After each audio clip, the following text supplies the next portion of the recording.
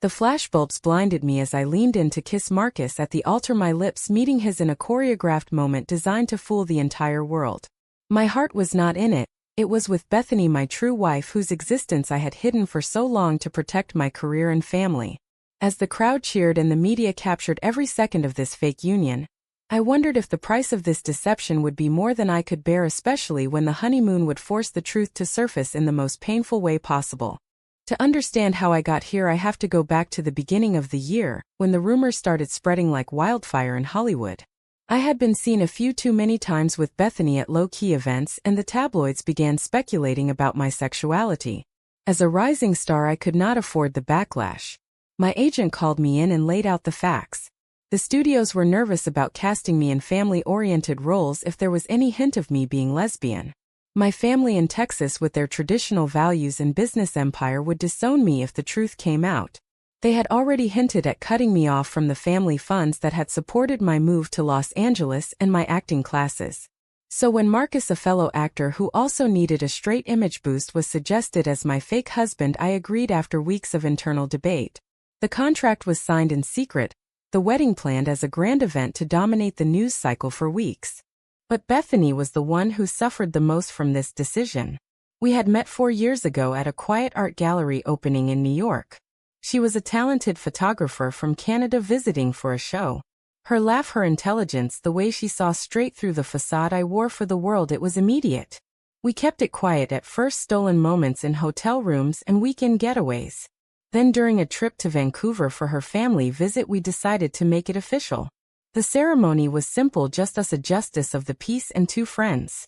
The legal marriage certificate was our private bond, a promise that one day when the world was ready we would live openly. But Hollywood was not ready, and my family definitely was not.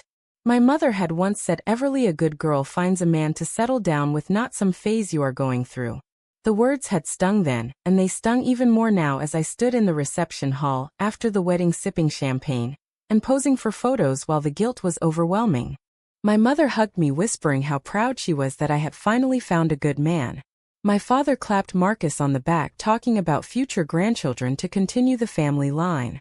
It was all so fake, so far from the truth. Bethany had been devastated when I told her about the plan. We had argued for hours over video call.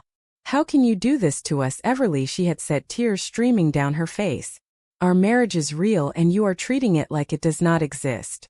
I had promised it was only for a year to save my career and buy time for us to come out together later.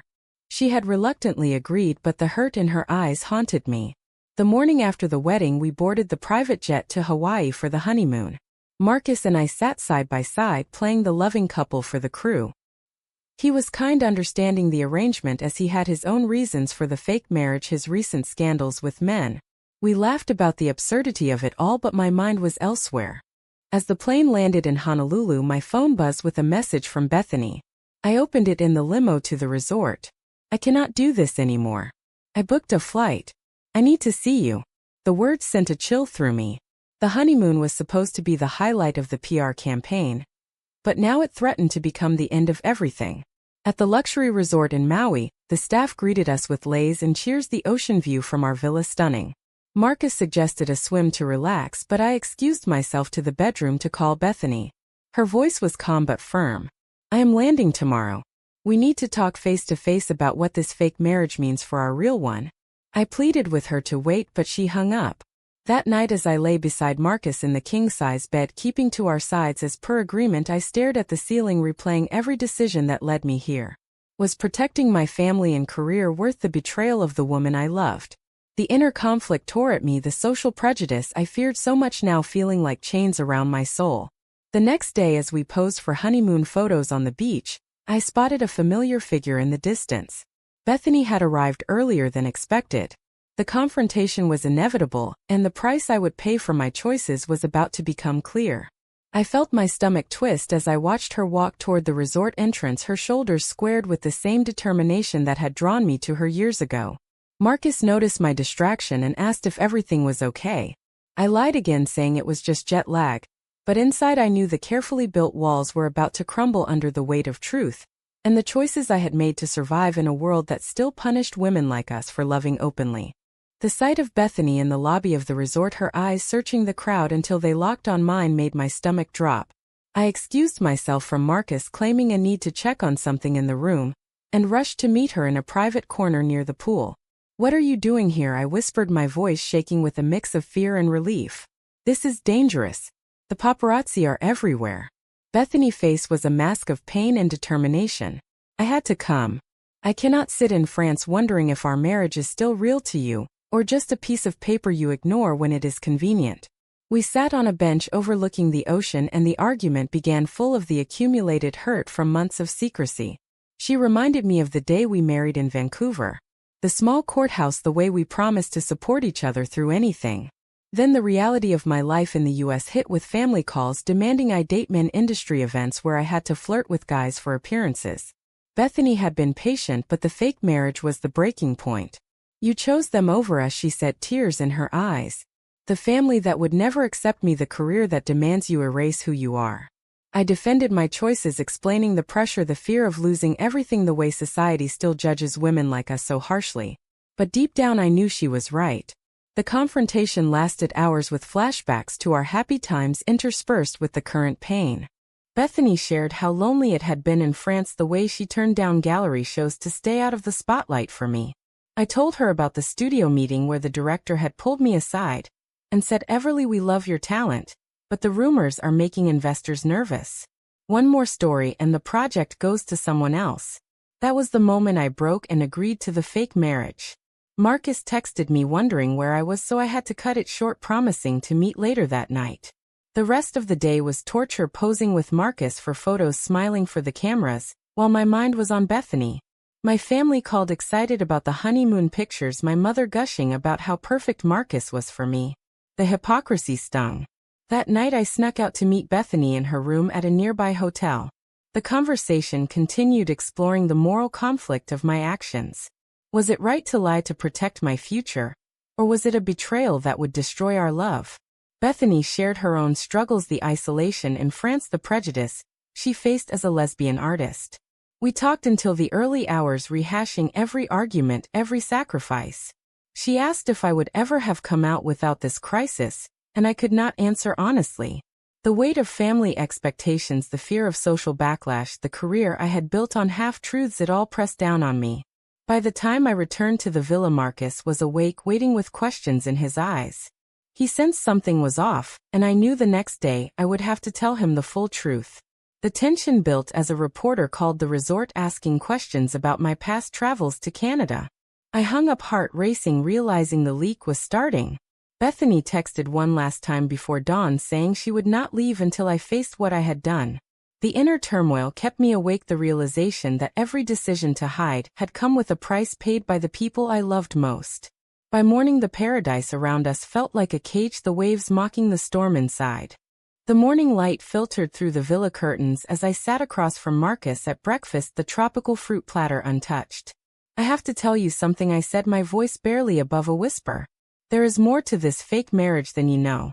I have a wife. A legal one." Marcus Fork dropped, his face turning pale. "What? You mean Bethany? The one from the rumors?" I nodded, explaining the Canadian marriage, how it was real and recognized. He was furious, feeling betrayed because the arrangement could now invalidate everything and expose his own secrets. The confrontation was intense, with him accusing me of risking his career too.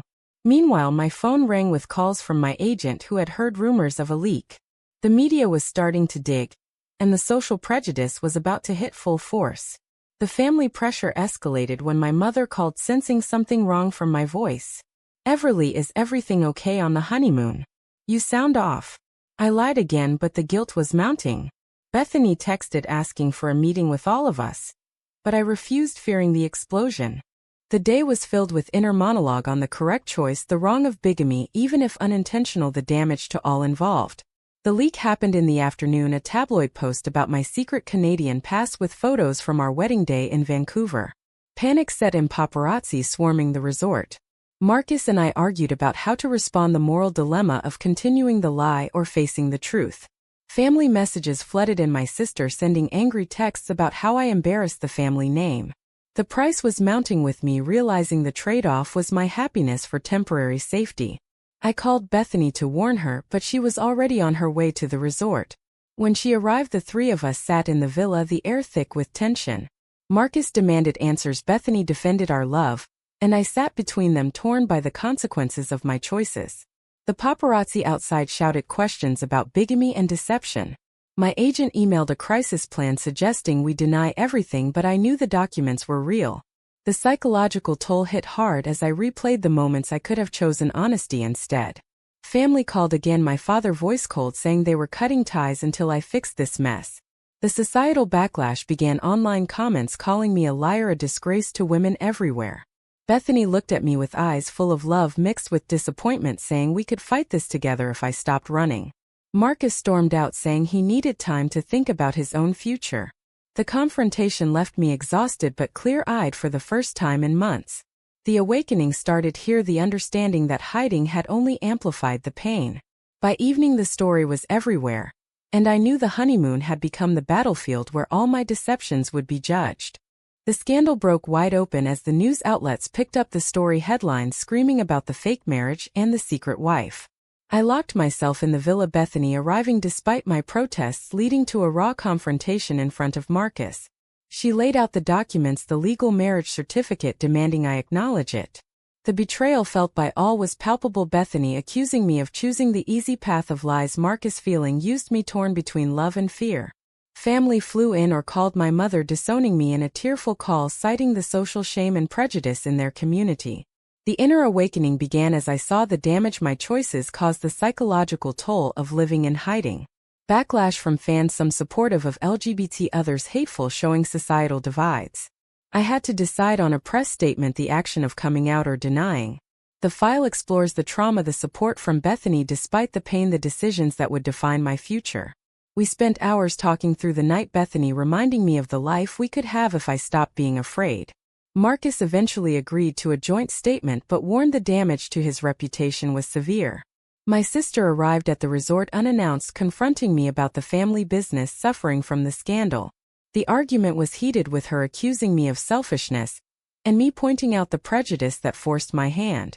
Bethany stepped in defending me, but the family rift deepened.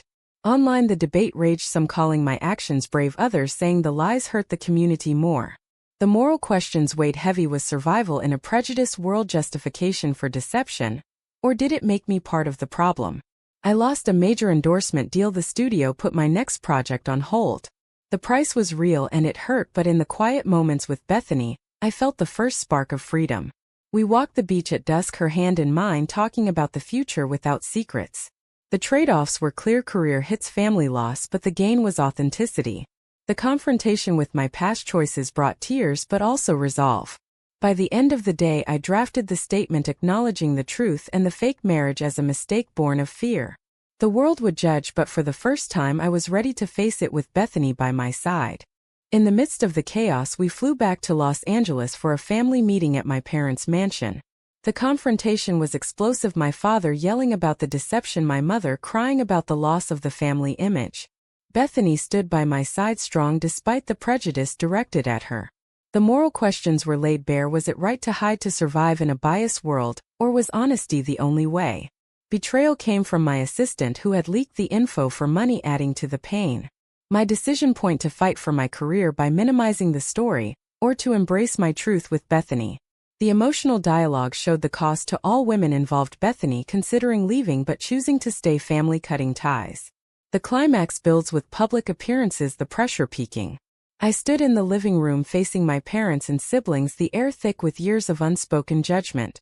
My mother said, "We raised you better than this, Everly. How could you lie to us all these years?" I responded with the truth of how their expectations had pushed me into the closet, how the fear of losing their love had made me choose the fake path. Bethany spoke calmly about the love we shared and the legal marriage we honored in private. The room erupted with accusations and defenses, each word highlighting the deep societal prejudice that had shaped my choices. My sister accused Bethany of influencing me, but I defended her, saying the influence was my own heart. The meeting ended with my father saying, "Until you fix this, we are done."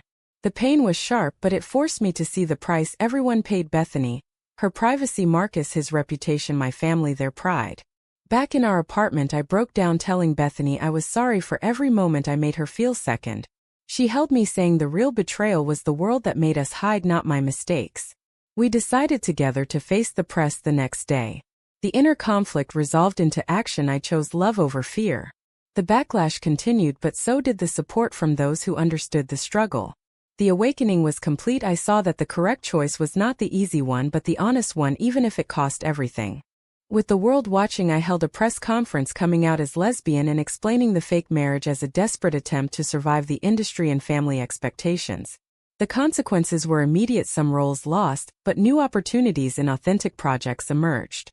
Bethany and I reconciled in a heartfelt moment, the romantic happy ending after all the turmoil, but the price was paid in lost family relationships and initial career setbacks. Reflection on the journey showed the awakening to living authentically. In the end, was Everly right to build her life on lies to protect those she loved, or did her choices only amplify the pain for everyone involved?